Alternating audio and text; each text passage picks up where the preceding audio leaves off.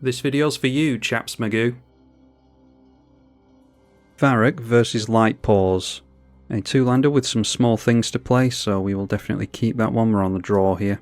Our opponent just drops a land. We get into Mana Crypt, so that means we can play both Tablet of Guilds and the Soul's Attendant here, so Tablet of Guilds obviously going to gain us life.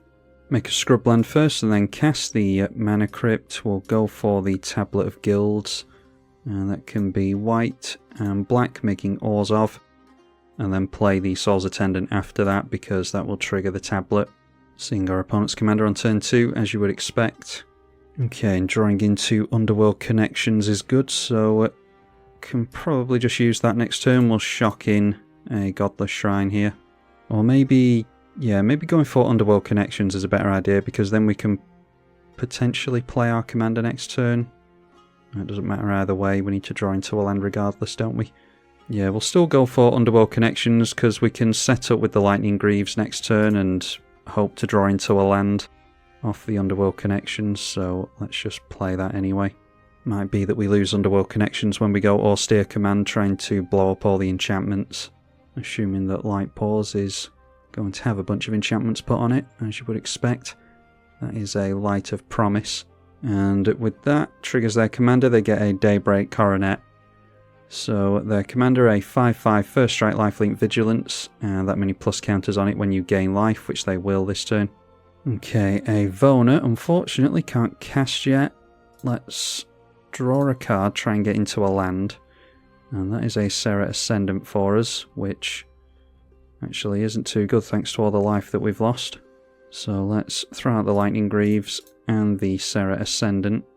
Gained a life from the artifact and from Soul's Attendant there. Don't quite get up to 30 life unfortunately, but we'll protect this thing anyway and hopefully we can chump block with it. A Ghostly Prison from our opponent, and they swing in. We can still chump block thankfully, no protection from creatures or anything yet. And they gain 10 life, so at this now up to a 20/20, we're at real risk of commander damage now. Drawing to a Snowfield Sinkhole, not doing too well. Do have to just play that though. And we'll just have to play our commander here, I think, and chump block with the Soul's Attendant, hopefully. Go up to 32 life, we'll protect our commander. The Death Touch doesn't matter here because this does have first strike. We do have a flyer in the way at least, so if they do get some kind of flying on their Light-Paws, we can still chump block. Hoping that we keep the Lightning Greaves in play, we can go Vona next turn and get rid of their commander. That does assume they don't get protection from black. Okay, Sigil of the Empty Throne, so if we can copy... yeah, let's copy the Vona next turn, which means we want to keep Verrak in play. And that means that we have to block with the Soul's Attendant. They are up to 75 life and their commander's now a 40/40. No trample, thankfully. Go down to 29 thanks to the Mana Crypt, draw into Life Insurance. But it's Vona here for sure. And thanks to the Lightning Greaves, we can go Haste and Shroud on there, so pay 7 life, we'll point the first one at the Light-Paws. That will trigger the Verrak, so we can pay into this again and copy the ability, and we'll go after Sigil of the Empty Throne, because that's going to be a headache for us. So going down to 17 life, but we really slowed our opponent down there. Protect our Verrak again. Was hoping to gain a little bit of life from the Verrak there, but forgot about the Ghostly Prison, can't pay the 2 into that. Alright, and that was enough to have our opponent scoop, so they clearly don't fancy their odds of getting into removal for the Vona. I mean, they can recast their commander, they're at 75 life. I don't know how much of a good position you need to be in to actually stick out a game of Magic on Magic Online, but hey, there we are. Verrak versus Kadina this time, and if we can keep the Arcane Signet in play, we'll have all of our colours. That's a big if though, we'll keep because we're on the draw. Draw into Bloodghast, which goes very well with the Skull Clamp. We're just dropping a land and passing here.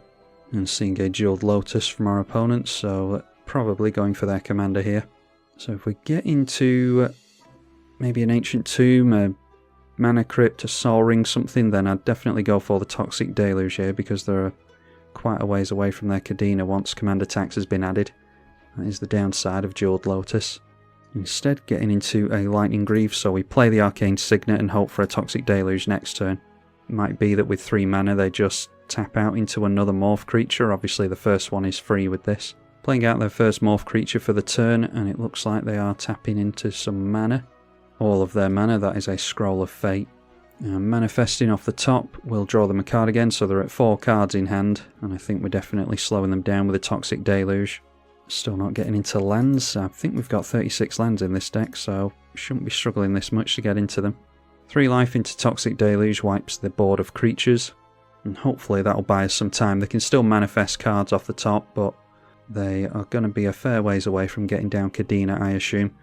They had there a Soul Collector, a Chrome Shell Crab, and a Nox Survivalist. 4 for 4 on their land drops though, into Clever Impersonator, so making a copy of the Scroll of Fate. I thought they might go for the Arcane Signet there, because that means their Kadina can come down next turn off a land drop. Alright, managed to get into a land at least. So let's play out the Bloodghast and we'll go Lightning Greaves here. And then that sets us up a little bit with the Yawgmoth. We can play that next turn, sack the Bloodghast, play a land and sack the Bloodghast again. Maybe get rid of a 2-2. Actually forgot to put the Lightning Greaves on the Bloodghast there, thanks to my commentary. They managed to get into a Mana Crypt. Looks like that was straight off the top, so could see Kadina again here. Didn't activate the Scroll of Fate. They can do that at instant speed, so they forgot to do that at the end of turn as well. So there are 2 cards in hand, go up to 3 after manifesting once Kadina hits play. And then back up to 4 doing it again, so completely tapping out here. Excellent, getting to a Strip Mine, so that means we can go Yawgmoth for sure. Definitely protect that with the Lightning Greaves. And then we can put a minus counter on Kadina, start chipping away at that. Draws us into a Soul Kiss, which is obviously good with our commander, can start threatening commander damage on that potentially. Playing out the Strip Mine allows us into Bloodghast. Okay, not sure what our opponent thinks we're going to do there, but that's enough to have them scoop. We'll try again, Sygg River Cutthroat this time with a 1-lander and effectively a 2-lander with not a whole lot else to do there. If we had a fetch for the Crucible of Worlds, I might actually keep that, but yeah, mulligan again. Okay, that's looking a lot better. We will get rid of the Veto. Yeah, the Twilight Prophet isn't going to draw us cards anytime soon, so we'll have to get rid of that as well. Try and hold on to the fetches for as long as possible, because we'll get Verrak into play and we can get multiple lands with those. So we can crack one of them, go for a tap land with that. Drew into Strands of Night there, by the way, which is good during the late game. We see Sygg River Cutthroat on turn 2, as you would expect, drawing to another fetch, which means more ramp in this deck, so Fetid Heath, and into the Talisman. They attack in towards us, playing the Glasspool Shore in tapped, and just holding up some mana, so may well counter our commander here. There is a Caves of Koilos for us, so play the commander first, and then we'll decide what land we want to play. Okay, it is allowed into play, so drop Verdant Catacombs, and crack that straight away. Obviously paying a life into that, so that triggers the Verrak, and we will pay another life, so we get 2 lands here. Okay, Cyclonic Rift before the next one resolves, so bouncing that back to hand. Still get the second trigger from the Verdant Catacombs though. So now we'll shock in the Godless Shrine. And let's play the Swiftfoot Boots ready for our commander next turn. We did lose 3 or more life this turn with Sygg River Cutthroat in play there, so they did draw a card. Lost life to the mana there, of course. Hitting us for 1 with Sygg again, and holding up blue mana again, so we'll assume that it's counter magic. Attempt to get Verrak into play once again. We'll assume that they're going to counter it. And there we are. So this turn is Caves of Koilos, and it's going to be a 5 mana Verrak next turn. They swing in, and then it is Glenelendra Archmage. Card that is absolutely brutal to play against. Alright, a Buried Alive. We could force them to counter that, I suppose. Let's go for the Verrak. Okay, and then it is Bloodstained Mire. Crack the Bloodstained Mire, get a couple of swamps in untapped here. Feels strange land ramping in an Orzhov deck. Yeah, could go Buried Alive here. I think we're best just protecting our commander though. Glenelendra Liege coming into play now, so they're still holding up the Archmage. Offering up a trade for it. It will still come back in with a minus counter, so they can still negate something. Yeah, and that does buff their commander up to a 3/5, so we're taking 3 damage and they draw either way here. So let's just take it. And we see Kambal here, which will be really good against our opponent. So they can counter Buried Alive, they can counter Strands of Night. Obviously Strands of Night can reanimate stuff for us, so it'd be good to get both of them down, but doesn't feel likely. I think I'd rather land this. We've got more than one reanimation spell, so let's get this countered first. Managing to get them to counter that with the Persist and Glenelendra Archmage, so comes back in with a minus counter on it, and they get to counter something else unless they can put a plus counter on this and negate it. They won't be able to do it again. So we'll play out the Kambal here, should be good against our opponent. Mind Stone into the Kambal, so we drain them for 2 already. Then going to deal 3 damage to us with the Sygg again, so we'll be at 9 commander damage. We have to be careful here. Straight through to the end step after that, so 5 cards in hand, 5 mana held up. Alright, and getting into some reanimation, so we can try landing a Buried Alive here maybe. And then assuming this gets countered, which it doesn't, alright. Didn't actually think we were going to land that, so the question is now, what do we go for here? Bloodghast probably a good idea so that we can have some sack fodder for the Razaketh, assuming that we can get that into play. Vilis, Broker of Blood would be a good means of refilling our hand as well. And then some removal in Vona might be a good idea as well. Now I imagine they've got counter magic for this, but we will attempt a Priest of Fell Rites. They don't, allowing that into place, so we'll go for haste onto there, see if they've got removal. Alright, awesome. So, yeah, very surprised that we're able to land this. So, we'll point the Priest of Fell Rites at the Vilis first of all. That is 3 life put into it, and then Verrak will trigger. And we'll say yes to that. Change the targets. We can actually go for the Priest of Fell Rites here, and then we can always have that in play. So the copy of the trigger brings the Priest straight back into play. We get the Vilis back as well, and then it's Swiftfoot Boots back onto the Priest, and we'll grab the Vona. Down to 14 life. That is going to trigger Vilis. We will draw some cards here. Okay, and our opponent now goes for Notion Thief, of course. We don't have a sack outlet here. So getting the Razaketh into play and sacking the Vilis is going to be a good idea, I think. We're just going to have to feed him cards here, because I do want the Priest in play, and I want Vona to be in play as well. We can give Vona haste and get rid of the Notion Thief. So they're now up to 10 cards in hand. Won't be able to have Swiftfoot Boots on the Vilis, unfortunately, because I do want to go Vona here. Get rid of the Notion Thief, and they're going to draw even more cards. Not going to be able to copy with the Verrak. Just really hoping we can survive through the next turn. We'll pass at that. Have a couple of flyers in play at least. Now, it would have been a much better turn for us if our opponent didn't have the Notion Thief. I imagine we're in a pretty tough spot now, because they'll craft a really good hand with counter spells and all that. They've already used the Cyclonic Rift at least. Yep, that'll do it. A Deadly Tempest. Destroy all creatures.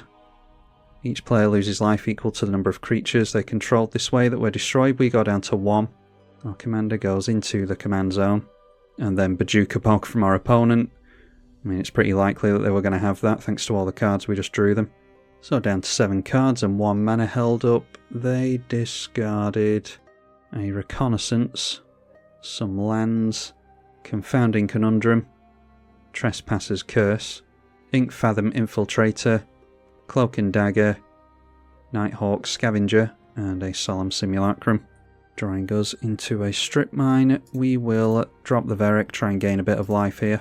And we'll throw down the Strip Mine, Swiftfoot Boots onto our commander again, and turning sideways. Our opponent clearly doesn't have a Pongify or anything. Petty Theft going to bounce the Swiftfoot Boots, so I dare say they've got an answer for our commander again. And there we go, it's Imprisoned in the Moon, getting rid of our commander, and they can still go for Brazen Borrower here. And that means that they get us next turn most likely. Instead playing Una's Blackguard. And now getting to Flooded Strand, we will have to Strip Mine our land there, I think. Should have tapped it for mana actually, that might be relevant. Yeah, that is relevant, because what I could have done there was played the commander, then dropped the Flooded Strand afterwards and doubled up the triggers, but that would have put us down to 1 and we'd be in an even bigger predicament than we already are. So yeah, we have to drop Flooded Strand first. Getting through counter magic surprisingly, but I'm sure they've got more control stuff for us. Just a case of seeing how long we can last at this point after getting wrecked by the Notion Thief. A painful quandary. And then a Feed the Swarm. They're down to 2 cards in hand, so yeah, we haven't done quite as badly as it might look, but yeah, assuming that they're giving us another turn, surprisingly. I don't know why they played this. They could have just had us already with the Brazen Borrower. If they'd just held up the mana, they could have done that during our turn, because it does have flash. Okay, a Swamp. We'll go for the Razaketh here, and I mean our opponent just goes wide on us with Brazen Borrower anyway. Triggers the Painful Quandary. We'll have to discard the Swiftfoot Boots, and they do play the Brazen Borrower. Alright, and there we go. Our opponent gets through to us, and Sygg wins this one. Apologies for the other games. If you do see those, then these are the best ones that I got. Apparently opponents only stick it out when they're winning. I'll try and get some more games, but like I said, if these are the only ones that you're seeing, then they are the best of a bad bunch. Huge thank you to the patrons for supporting as ever. I'm Tribalkai. Thank you for watching.